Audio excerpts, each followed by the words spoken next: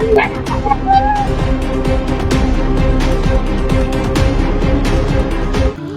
ছিল ঈদের আগে ঘরে ফেরার। পরিবারের সদস্যরা সাগরের ফেরার অপেক্ষায় দিন গুনছিল পথ চেয়ে।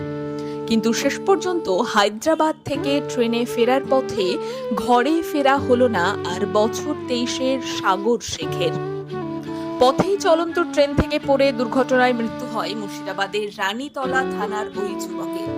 সোমবার ওই ঘটনার পর এলাকার খবর পৌঁছলে শোকের ছায়া নেমে আসে রানীতলার খোরদিঘি পাড়ায়।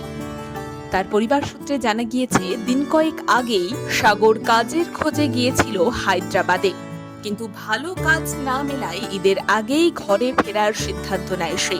কিন্তু শেষ পর্যন্ত তার আর ঘরে ফেরা হলো না।